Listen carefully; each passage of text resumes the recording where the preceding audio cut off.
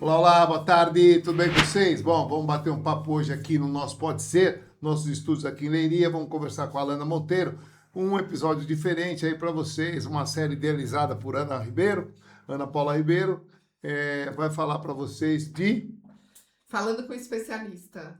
Então, são algumas perguntas que vamos fazer direto para o especialista, e o especialista vai responder para nós e para vocês também. Então, acompanhe com a gente aí esse novo quadro do programa Pode Ser, que é Falando com o Especialista, como a Ana acabou de falar. Alana, obrigado por ter vindo.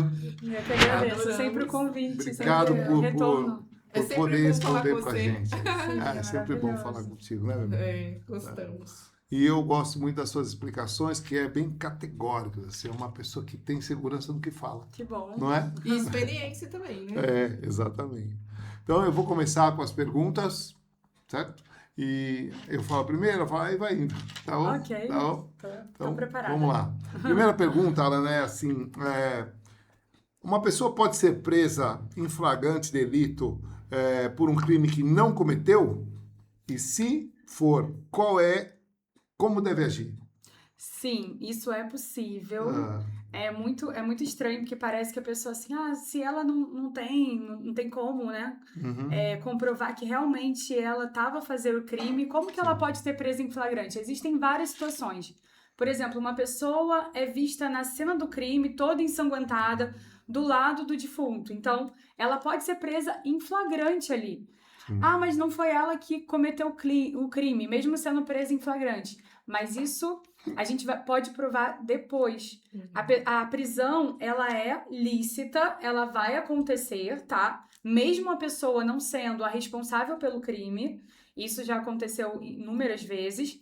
E o juiz, ele tem mais ou menos aqui no Código Processual Penal até 48 horas para ver se aquela prisão é legal ou não, se tem todos os indícios de autoria e materialidade, ou seja, tem que ter todos os indícios para a pessoa ser mantida presa. Porém, se a pessoa tiver provas, tiver outros indícios de não autoria e não materialidade, cabe habeas corpus e ela pode ser retirada dessa prisão até ser julgado. O que acontece? Tudo envolve a situação do local do crime. Então, se você acha que foi, por exemplo, está existindo muito crime de feminicídio, por exemplo, se tiver só o marido e a vítima dentro da casa, naquele momento que foi pego, né, de que foi ouvido gritos e tudo, por mais que tivesse entrado uma pessoa e tivesse feito um assalto e tivesse saído, num momento pode acontecer um flagrante, para depois ser verificado se aconteceu mesmo, se não aconteceu, quais são os indícios que levam a crer que realmente foi o marido ou não. Então, tudo isso pode ser comprovado depois. Pode ser feito um habeas corpus e depois de um julgamento ser comprovado se realmente a pessoa matou ou não aquela pessoa. Mas o flagrante pode ocorrer mesmo a pessoa sendo inocente. Então, flagrante não significa... Tem muita gente que vem pra mim e fala assim, doutora, eu fui preso em flagrante, então não tem mais jeito, né? Tem sim. Tem como a gente provar que você estava ali, mas que você realmente não executou aquilo. Tá certo. Vamos lá. Boa Boa pergunta e boa resposta. Essa aí eu já deixei para dar uma esquentadinha, sim. sabe? Não. Alana, o que fazer quando uma entidade pública, como a AIMA, por exemplo, não responde dentro do prazo legal e está prejudicando o meu direito de residência? Então, existe um dever legal da AIMA, porque a AIMA é um órgão público. Então, existe um dever legal da AIMA agir dentro do prazo, porque se a administração pública não age dentro do prazo, ela está prejudicando as pessoas. Então, o que acontece? Tanto que a gente até coloca uma cláusula de deferimento tácito, porque existe o deferimento legal que está ali na lei, que tem 90 dias e que tem 60 dias para renovação. Então, se você não cumpre aquele prazo, você está incumprindo como administração pública algo que você deveria ter cumprido para um cidadão. E isso acontece muito aqui em Portugal. Tem muita gente que diz, olha, o meu processo, ele ainda não foi para frente, ou ele ainda não foi concluído e tudo. O que a gente faz nesses casos? Existe uma ação específica que a gente pode fazer, tanto administrativa quanto à ação administrativa específica também de liberdades, direitos e garantias, que vai fazer o juiz obrigar a AIMA a dar aquele resultado para a pessoa, ou seja, o juiz vai obrigar a AIMA a avaliar aquele caso, a AIMA vai ter que responder dentro do prazo de pelo menos 30 dias, e dentro desse prazo, ela vai ter que cumprir ou responder ou contestar. E, geralmente, essa obrigatoriedade do juiz tem trazido casos de êxito em relação a essa demora. Então, a gente pode obter, sim, uma demora administrativa, que é natural, caso tenha muita gente também com processo, que tem muita gente com processo pendente, mais de 300 mil pessoas aguardando. E aí, o que a gente tem do outro lado? Juridicamente, a gente tem a ação administrativa para a gente coibir esse ato administrativo de demora, ok? Entendi. Boa. Boa. Eu tô fazendo coisa porque eu até Boa, Tá. boa, boa, boa. bem específica, bate e volta. A terceira. Né? Bom, mais uma pergunta, Alana. Sensacional a sua resposta agora, para variar, né? Sensacional. Então vamos lá. Tem o direito de indenização por danos morais em caso de erro médico ou procedimento estético mal realizado? Então, essa pergunta, ela é muito polêmica. Por quê? Porque o médico, assim como o advogado, a gente tem, na verdade, o dever de meio, né? O que acontece? O médico, ele vai dizer assim, olha, você está com tal doença, existe tal tratamento, mas existe o risco. O advogado também, ele não vai dizer para você que a causa é ganha, que você vai ganhar tudo. Não, ele vai dizer que existe um risco processual de você ganhar ou perder. Só que o esteticista, o médico que trabalha com cirurgia plástica, com coisas que têm a ver com estética, ele tem uma responsabilidade a mais que os outros profissionais. Porque ele também tem uma certa responsabilidade no resultado. Porque ele tá, Ele por exemplo, prometeu. uma estética, a gente é bariátrico, né? Sim. Existe aquela reparadora que muita gente faz depois da bariátrica. Sim. Então, se você fala assim, olha, eu vou tirar a sua barriga, o seu excesso de pele que saiu, e aquele excesso de pele, ele não é retirado, por mais que seja um resultado, não exatamente, eu não fiquei exatamente como Como eu a queria. Juliana Paz, tudo bem. Aham. Isso realmente, o médico, ele não vai ser responsabilidade por isso. Sim. Mas se a barriga continua com excesso de pele, ele é responsabilizado por isso. Então, é um tipo de médico que, na verdade, ele tem uma responsabilidade a mais. Por quê? Porque aquele resultado acaba por ser o meio da profissão dele. Foi procurado para que se retire Sim. uma parte de pele, então precisa ser retirado. Aquele resultado tem que ser concluído. Por mais que você não fique exatamente como, né? Você sonhou, eu não estou exatamente como eu sonhei. Mas existe uma certa responsabilidade. Então, se acontecer da pessoa, por exemplo, ficar com um duplo lóbulo na orelha, aquelas pessoas que fazem aquela cirurgia para diminuir a orelha, ou se a pessoa ficar com alguma anomalia, aí realmente tem que ser reparado aquele dano, ou acontece também do médico fazer uma nova cirurgia, ou reparar o dano por danos morais, então pode acontecer sim. Então é um tipo, né, de responsabilidade exatamente diferente, assim, de qualquer outra na profissão de medicina. Então é uma coisa que está muito discutida, está sendo muito polêmico por conta disso, porque está crescente o número de cirurgias estéticas. Então muita gente tem essa dúvida, Sim. mas e se eu continuar, ou se eu ficar com uma coisa a mais aqui, ou com um caroço? Imagina, a pessoa foi fazer uma cirurgia estética e ficou com um caroço ali na mama, ou no braço, em qualquer lugar. Não é esse o resultado que era pretendido. Sim. Então, se desviou muito do resultado final, realmente ele tem responsabilidade.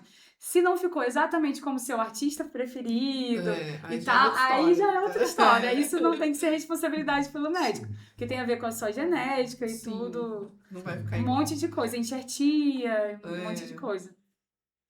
E aí? Eu É você agora. fiquei aqui entretida com a Com a resposta. resposta sempre sensacional, né? Como funciona o reagrupamento familiar em Portugal e quais os documentos são indispensáveis para evitar o indeferimento?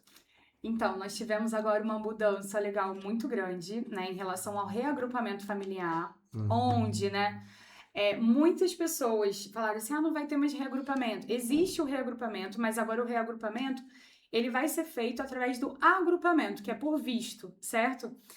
E aí, esse visto ele tem que ser pedido no país de origem. As pessoas que já estão aqui, doutora, como que vai ser? As pessoas não vão poder mais reagrupar? Vão poder, existe agora um site específico para pessoas que já estavam aqui, né, devido à antiga lei. E os documentos necessários, os documentos que a gente mais vê em relação a essa situação é o seguinte, a gente sempre tem que comprovar, e eu acho que assim, a maioria dos casos, tá? Meios de subsistência, tem que comprovar que tem uma morada certa. Então, se você tá aqui, tá reagrupando alguém, se tem uma morada específica, se tem meio de subsistência, tem como reagrupar aquela pessoa, você tem que ter um valor exato para reagrupar aquela pessoa. A gente tem que fazer a conta de 50% para cônjuge e 30% para filhos, né? E agregados. E também precisa estar as certidões extremamente certas, legalizadas, apostiladas em AIA. E elas têm que ter... não tem uma lei específica que fala isso, mas a própria lei da administração pública pede, né, e aí eles englobam isso na AIMA, puxam para a lei da administração pública para que ela seja atualizada em 6 meses também. 6 meses, né? Tem muita gente que tem essa dúvida, qual é o prazo da legalização das certidões, porque a certidão que vai comprovar o vínculo que você tem. É filho, então o vínculo da certidão, é enteado, então o vínculo da certidão de casamento com a mãe. Então, a certidão que vai comprovar. Se ela não estiver atualizada, aí pode ser que implique em você ter ou um indeferimento. Então, é muito importante, principalmente agora que a gente está em época de mudança de lei, saber exatamente os documentos, não ter dúvida disso. Procurar um profissional também que vai te orientar para isso, porque... um documento errado pode vir a dar um deferimento, um pedido de saída voluntária do país, e não é isso que a gente quer, principalmente em relação à família, né? A unidade da família, existe até esse princípio também na administração pública aqui. A unidade da família tem que ser preservada. Então, o que a gente precisa? Fazer tudo certinho com todos os documentos legais. Muito bem. Respondeu? E o prazo de reagrupamento é o prazo do primeiro cartão, da primeira residência? Se você tiver residência, o reagrupamento pelo 98.2, né, que é esse reagrupamento que a gente faz ainda com a pessoa aqui, você precisa ter o cartão, tá? Precisa ter o cartão, ter o filho, né, em território nacional, que entrou até o 21/4/2026, que foi onde que a outra lei estava, e o reagrupamento por visto, a pessoa precisa também ter a residência. Então tem que ter a residência, pode pedir por visto, e aí o filho vem, a esposa vem, e outra pessoa... A validade do cartão do filho passa a ser do cartão do cabeça lá da pessoa que deu... Não. Não? Não, às vezes a pessoa pode, por exemplo, tem que estar com o cartão válido. Pode, por exemplo, tá para daqui a 1 ano vencer.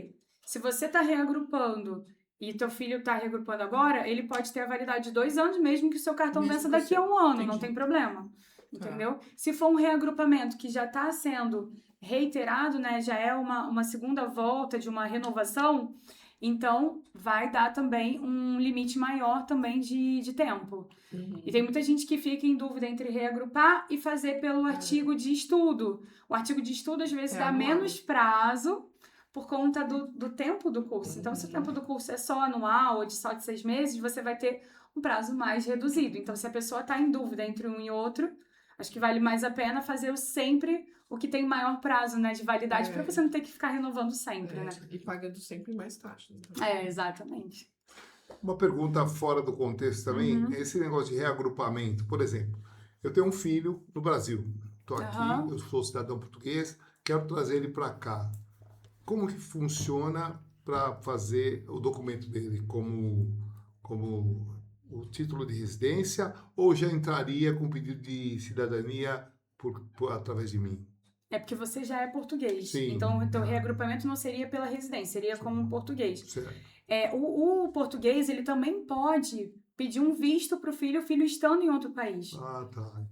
Essa questão do visto também é válida.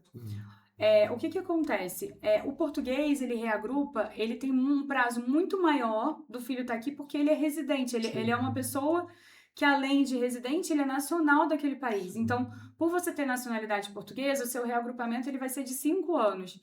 Só que precisa ter todos os critérios preenchidos, ou seja, a pessoa, mesmo sendo seu filho, se for maior de idade, realmente tem que demonstrar que tem aquele pedido, aquela necessidade de que você ajude ele financeiramente.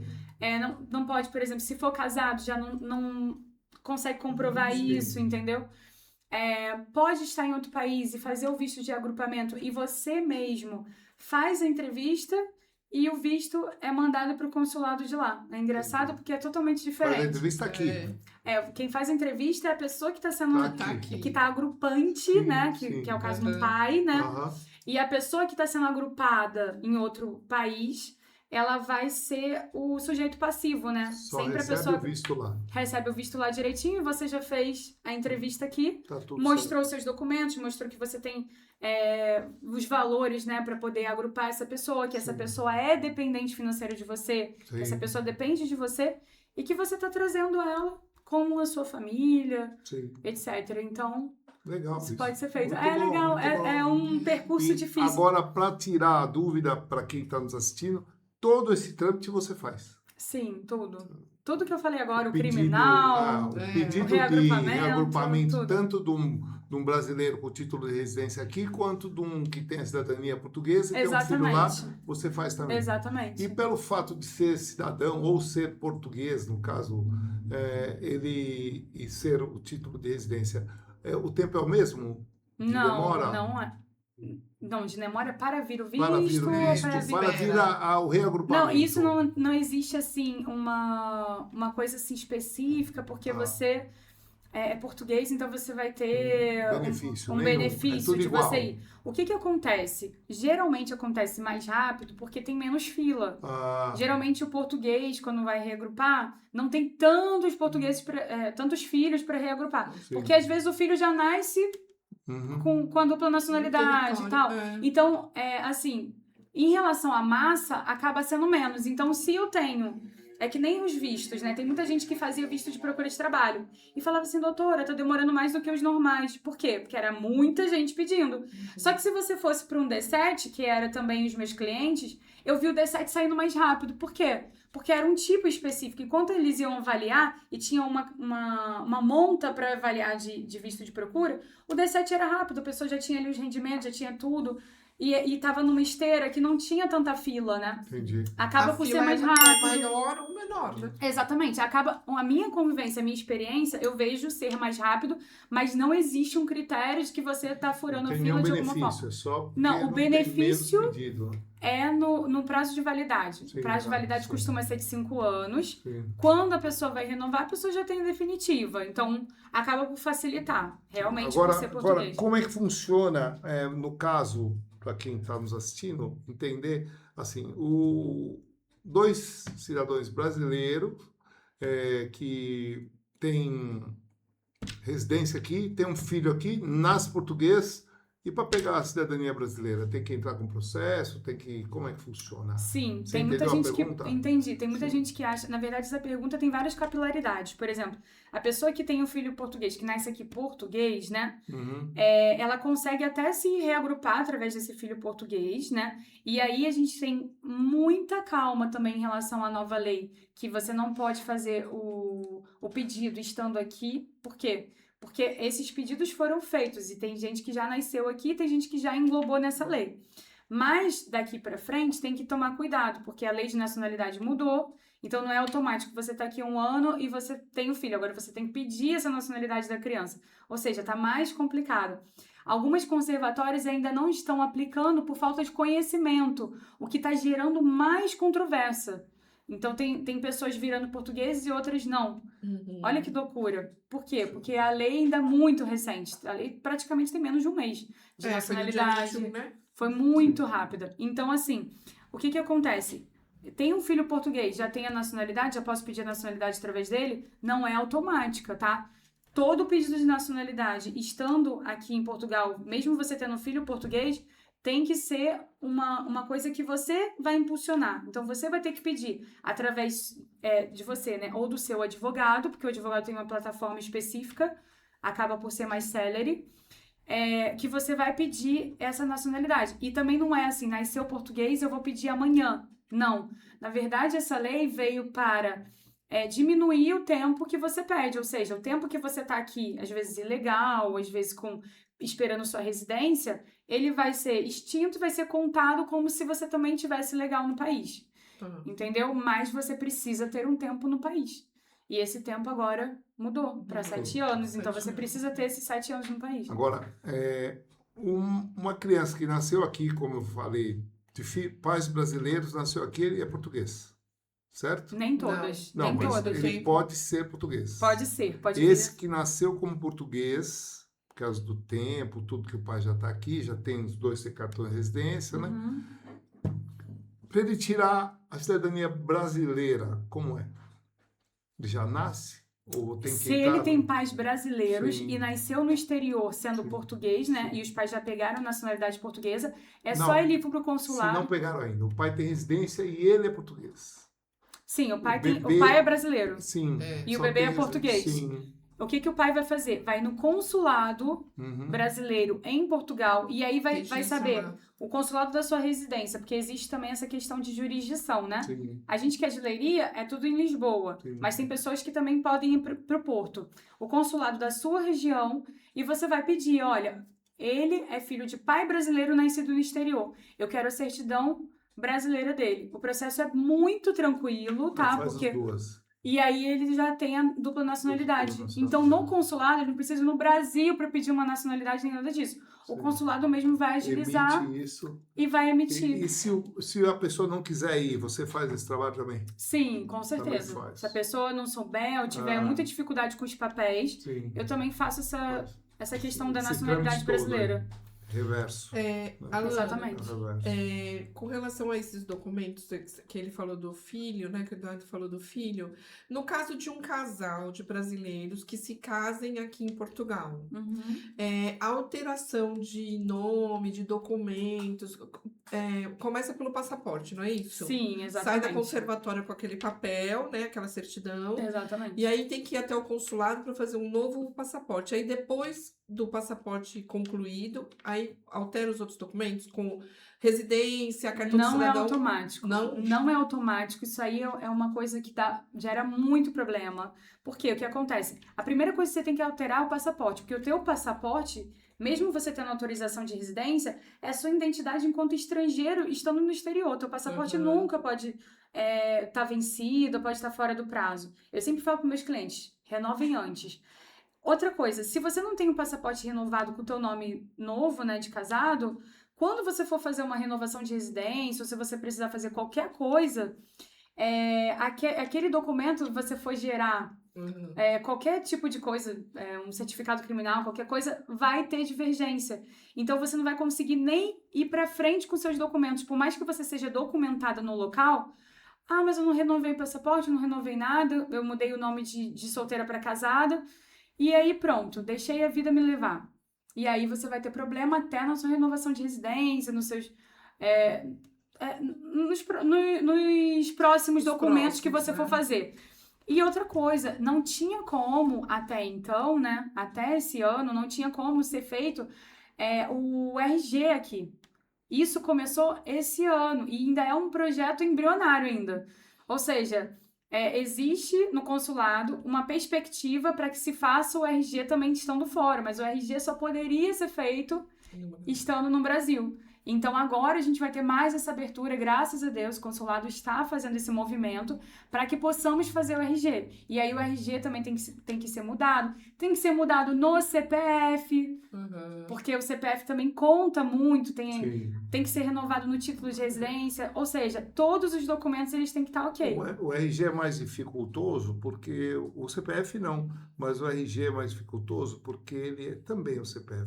Ele é estadual, né? Sim, ele é estadual. E também o que acontece, o RG, quando eles estão trazendo o RG para o consulado, ele torna o RG aquela coisa mais federal. Não sei se eles vão concentrar no Distrito Federal. Né? Vai ter que ter Mas o Brasil deveria ter uma totalidade federal, porque tem muita gente que consegue fazer burla no Brasil, né? Que a gente chama lá de estelionato, né? Que também tem a figura do estelionato, mas a gente também chama muito de burla, por conta da questão regional. Então, como tem muitos nomes homônimos, Maria, João, não sei o quê, José, e tem muitos estados que têm um sistema próprio, A intenção é solidificar, isso já foi falado no Brasil várias vezes, solidificar o sistema, integrar o sistema, e por isso também que esse número do RG agora não está sendo mais aplicado para o RG, agora é o CPF, Sim, que vai ser o número único, do né? RG. Então, assim, tudo vai ser feito por um cadastro único, é o que pretende o Brasil, né? Sim. Espero que chegue nesse controle. Sim. É um controle, assim, Brasil, ele tem o tamanho quase que de um continente, né? Por isso que é tão difícil também esse controle também geral. Mas, de certa forma, agora vai ter que ser mudado tudo. Então, até no consulado vai ser esse braço para a gente poder mudar isso. Então, mudar o nome Então, é o a segunda primeiro coisa. passo é o passaporte. Eu já tive clientes que quiseram voltar atrás na conservatória, porque falou assim, doutora, é tanta coisa, porque tinha já uma entrevista marcada na AIMA, aí teve problema porque o CPF não foi mudado o nome, aí dificultou também para marcar a questão da renovação do passaporte, que também não é da noite pro dia, isso aí demora alguns meses, né? Até ter data e tal, demora uns 2, 3 meses no máximo. E aí a pessoa falou assim, doutora, é tanta burocracia que eu quero mudar o nome de novo. Eu queria muito ter o nome do meu marido, mas eu vou mudar de volta para poder não ter esse problema. É muito engraçado, porque realmente a burocracia às vezes assusta depois, né? Então, eu vou fazer uma pergunta sobre o meu caso, né? Que Uhum. nós demos entrada na minha nacionalidade. E eu casei depois disso. E você Quando mudou o nós nome. demos a entrada, o meu nome era Sim. Agora eu vou renovar o passaporte com um nome novo. Quando lá, espero que seja breve, sair a nacionalidade, eu vou apresentar os documentos novos e sair com um nome novo ou não? Não vai? Então, o que você vai fazer? Quando sair de sua nacionalidade, vai sair o seu assento de nascimento, né? Da Ana Paula, não sei o que, Espínola. Aí, no final da sua certidão de nascimento, foi aprovada a sua nacionalidade, isso aí é um processo de que você merecia aquela nacionalidade, não tem nada a ver com o seu casamento. Sim. No final, você pode, é uma certidão como qualquer outra no Brasil, você pode averbar o seu casamento ali, Ah, tá. ok? Tá. Aí você não precisa ter o título, o seu cartão de cidadão com o nome de solteira, você vai ter o seu casamento averbado, o teu casamento foi feito numa conservatória, então eles conseguem puxar esse averbamento, tá? Essa averbação, e vão colocar no seu processo. E aí vão colocar, foi não sei o que, Espínola e averbado Ribeiro. Ah, então ela vai fazer o cartão cidadão com o Ribeiro. Então vai estar tudo no processo. Isso tudo você faz também. Sim, é uma averbação. É muito simples, na verdade. Mas antes de fazer isso, tem que fazer o passaporte. Eu tenho que Sim, tem que fazer o passaporte, alterar brasileiro. tudo, tem que alterar tudo. a questão do voto também, que está acontecendo, né, muitos bloqueios, porque as pessoas não estão votando e tudo. Então tem que colocar tudo, CPF, Muito tudo bem. certinho. Bom, mais uma pergunta vou fazer para você. Posso trabalhar em Portugal enquanto aguardo a decisão do meu processo de autorização de residência? Então, essa pergunta é muito polêmica Polêmica. também, porque tem muitos empregadores que não estão aceitando pessoas por conta disso. Olha, você não tem ainda o cartão, então vai embora. Ou então não aceitamos pessoas sem cartão. O conhecimento público é de que esses empregadores, eles recebem uma multa se eles, né, Isso, aceitarem. e recebem mesmo, mas essa multa ela é muito específica. Essa multa é para pessoas que entraram ilegalmente em Portugal. Quem são as pessoas que entraram ilegalmente? São as pessoas que entraram em barcos piratas, não tem nem aquele carimbo. São pessoas que não têm processo de residência. Então, assim, essa resposta é muito no depende, que é uma palavra que a gente fala muito como advogado. Depende do seu processo. Se o seu processo, por exemplo, você veio com visto válido, o seu visto venceu, mas você tem agendamento na AIMA, é óbvio que você pode trabalhar, porque eu já tive clientes que não puderam trabalhar porque o cara falou que, não, vou demitir você porque teu visto acabou a validade. Mas ele tem agendamento na AIMA e o visto é para esse agendamento. Então, existe uma continuidade no processo. Se você tem um agendamento já marcado, se você tem alguma coisa relacionada com aquele prazo, como por exemplo, existiu muito a questão da manifestação de interesse. E hoje em dia não existe mais. Então, tem gente que está demitindo as pessoas que já fizeram a entrevista da manifestação de interesse e aí não tem ainda o cartão, óbvio, porque existe uma demora administrativa, como eu falei na outra pergunta. a culpa não é dessa pessoa, a culpa é da instituição AIMA, que teve a demora administrativa, e essa pessoa acaba pagando por isso, mas essa pessoa está legal no país, porque ela está aguardando uma situação administrativa. Então, enquanto você está aguardando a regularização, você pode, mas isso tem que ser entendido que você fez algum movimento. Você não só entrou como turista, ou você entrou de uma forma ilegal e ficou aqui a ver navios. Você tem que ter um processo em curso. Então, se você tem um processo em curso, e muitos dos meus clientes mostram, olha, eu tenho sim, eu fiz a entrevista, eu fui na AIMA, a minha advogada fez aqui através do processo judicial assim assado. E aí, eles mostram e os policiais geralmente liberam com aquele. Geralmente, eu também faço um parecer à parte. Também, o cliente pode me pedir isso. Olha, eu faço esse parecer, eu carimbo, coloco tudo que está acontecendo, porque às vezes o policial, ele olha aquele sistema da AIMA e não entende nada. Sim. Ele não tá acostumado a lidar com a AIMA, não. Sim. E aí ele fala assim, tá, mas eu não sei se você tá legal ou legal, você não tem cartão de residência, só tem passaporte.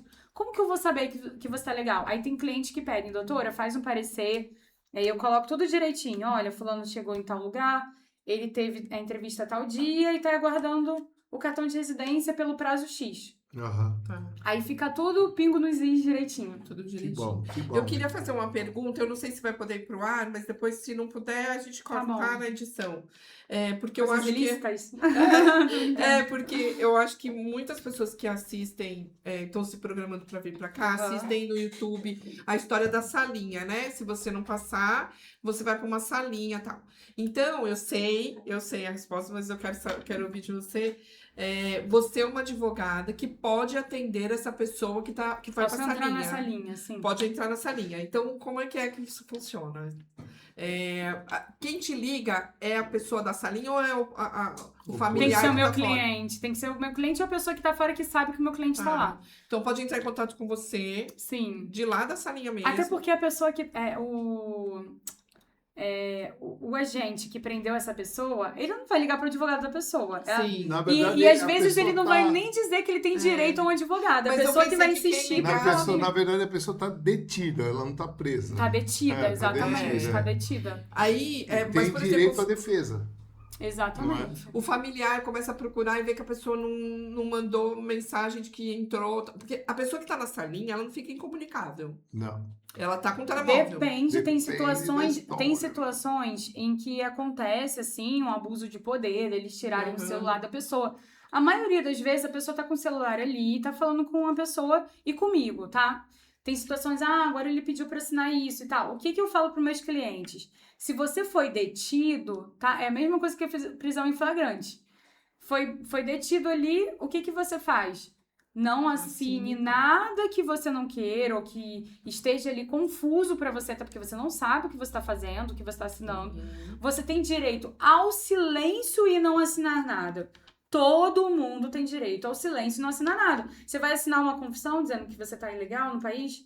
Não, você não é obrigado a isso. Sim, claro. Você vai assinar uma confissão dizendo que você não tem meio de subsistência pra você vir?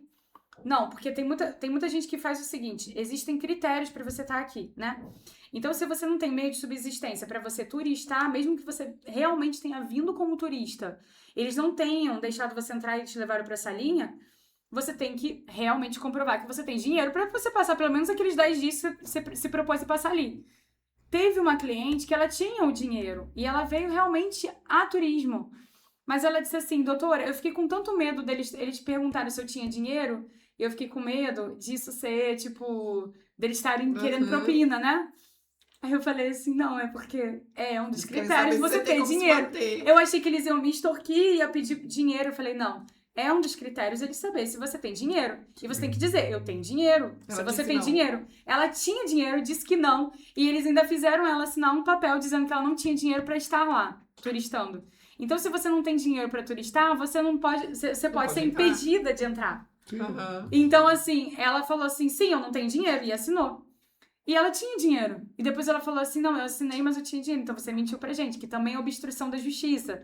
É um crime de falso testemunho também. Então, assim, ela se embolou toda. No final das contas, a gente conseguiu ir até o local, né? Falar assim, olha, ela tem aqui, ela tinha também familiares, ela tinha filha, tinha neta, ela ia ver a neta que nunca tinha visto e tal. E tinha alojamento, que era na casa da filha e tudo. E ela tem, sim, um valor. E eu mostrei a conta da filha dela, né? Que era a pessoa que fez a carta convite.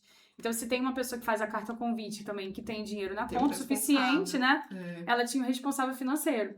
Mas ela ficou com tanto medo que ela foi falando uma mentira atrás da outra. E também isso é muito errado, né? Nervosíssimo. Você não é obrigado a assinar, é só você falar, eu não quero assinar isso, essa Uhum. confissão de dívida.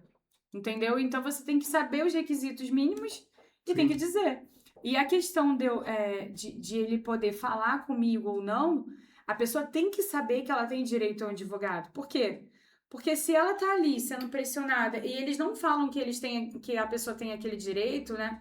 Porque, assim, pela lei, eles tinham que falar. Você tem direito a um advogado, você tem Sim. direito a ficar calado e também não fazer provas contra si. Que é, no Como caso, nós vemos assinar. nos filmes, né? Exatamente. Os filmes falam isso. Então, se a pessoa assiste um filme, assim, de qualquer coisa policial, né? Polícia e bandido e tal, ela já sabe, eu tenho direito a ficar calado, eu tenho direito a não sei o quê. Eu falo isso para meus clientes porque parece que isso dá um apagão e some isso da mente deles. Esqueci que eu tenho direito a ficar calado.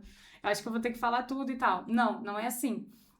E aí, se ele tiver os requisitos ali, chamar um advogado, ele vai ser liberado. Tudo se resolve. Sim. Uma questão muito polêmica também, que no Brasil está em alta hoje, é a questão do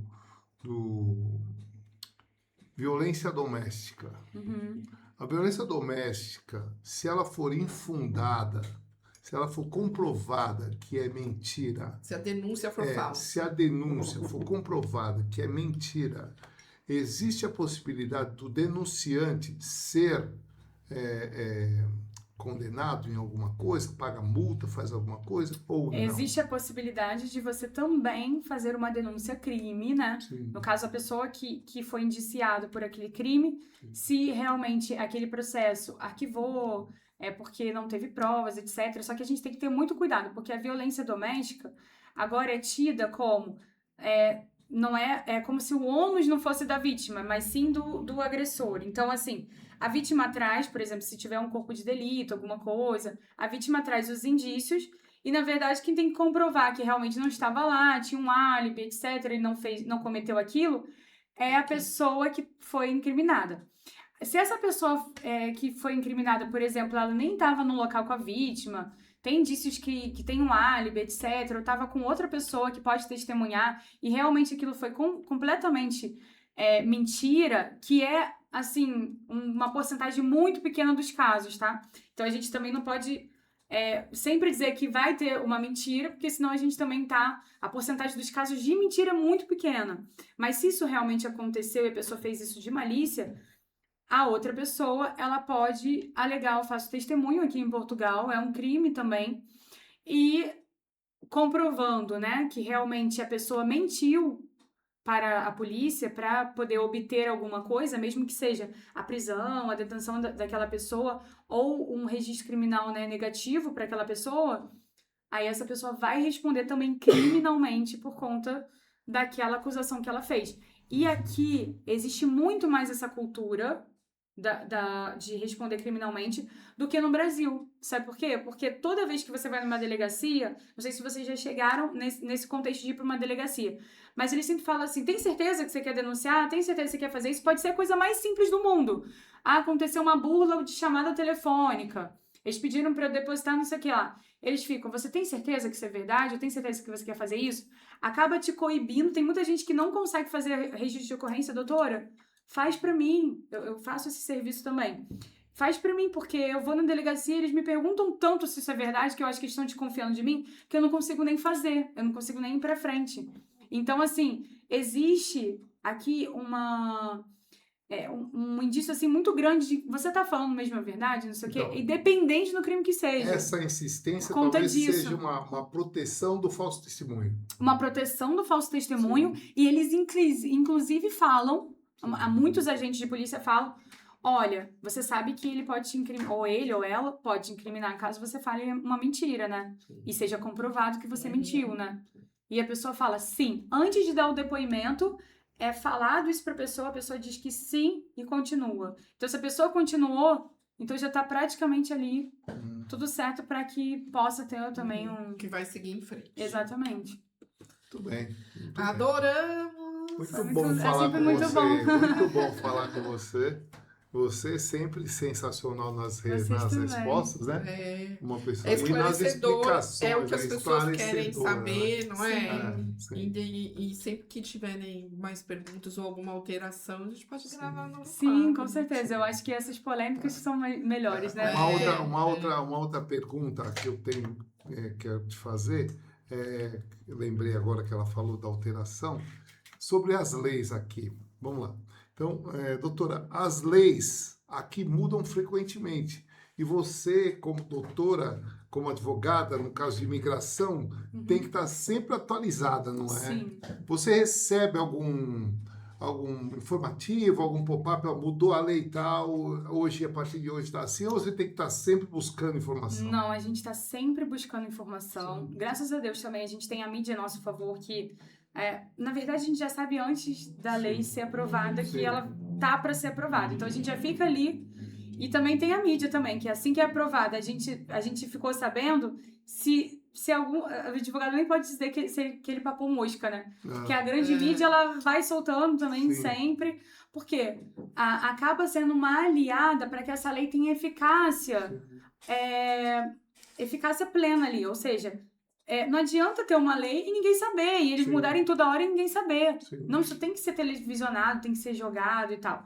O que acontece? A gente geralmente sempre tá junto ali na Assembleia. E a Ordem dos Advogados, por sua vez, também faz um serviço assim de sempre estar fazendo workshops, né?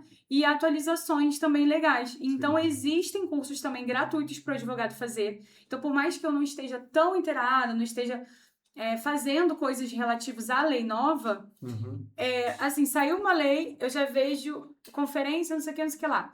E geralmente a maioria das conferências, graças a Deus, são gratuitas. Isso é uma coisa muito favorável. Eu sempre estou fazendo um workshop, alguma coisa. Agora, com o advento também da informática, do digital, né? A gente tem muitos que a gente às vezes não precisa estar lá na ordem de Lisboa ou numa ordem específica de Coimbra, etc. Para estar fazendo esse curso, a gente pode fazer isso online, né? Sim. E a gente pode fazer as inscrições pelo site. Eu faço muitos cursos. Mas sempre, eu ia falar agora, sempre, você está sempre se atualizando, né? Porque você sabe de lei. Sempre estou estudando, estou fazendo mestrado agora e sempre estou me atualizando. Ou seja, esses pequenos workshops eu sempre tenho que estar fazendo. E pode ser promovido pela ordem ou promovido por uma instituição de ensino, a gente sempre faz. O importante como eu disse, você está sempre por dentro das leis e perguntou, você responde. Falou, dormiu estudando. Eu sempre falo assim, que tem aqueles cursos que o cliente sabe, né, que a gente vai colocar, por exemplo, um mestrado, a gente vai falar, olha, concluiu o mestrado e tal, não sei o quê. E tem aqueles que o cliente não sabe, que são as atualizações. Porque não tem nem tempo da gente anunciar que a gente atualizou. Porque aí tá mudando sempre. Já tá falando. Tô fazendo isso. Grande coisa. É mais do que minha obrigação. É obrigação, exatamente. Para ter sempre o sucesso que você tem, né? Você, graças a Deus, que eu posso fazer pelos meus como clientes. A gente estava falando em off, você, graças a Deus, aí eu vejo, sempre falo, não é? Para os nossos amigos, falo, é uma advogada de sucesso no que ela faz. E sempre está postando aí as vitórias que ela obtém, né? Perante a lei aqui em Portugal. Graças a Deus. Muito obrigado por participar mais uma vez. Eu que agradeço. Adorando. E agora participar do nosso novo quadro aí, que é Falando com o Especialista. Obrigada por ter me convidado. Não tem especialista melhor que você. Jurídico. Obrigado. Eu agradeço muito o carinho. Vocês são muito queridos. Obrigado. O melhor podcast de leiria de Portugal. Amém. A sua família e você também. Você e a sua família toda são muito queridos. Obrigado. Com certeza. Obrigada, Lana. Obrigada por tudo. Obrigado. Obrigada.